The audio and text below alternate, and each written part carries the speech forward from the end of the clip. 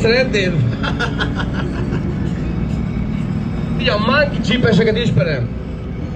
Ott vannak, azt hiszem, Hahóton. Hahó. Hahó.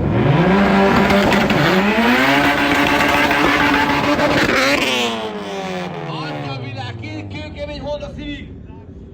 Illetve Integra versus Honda Civic 5 gen. 1.8-as. 1.8, az is. Mind a kettő 1.8 szívó. Benzin és első kerék. Nagyon kemény, nem turbos.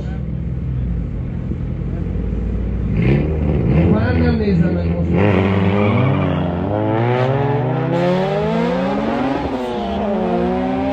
De mind a kettő 4-es kategóriában van. Szinte fej mellett. Mint az Integra egy picit előrébb lenne, úgy van, jól láttam. Még más dobosak is. 13.5 versus 13.8.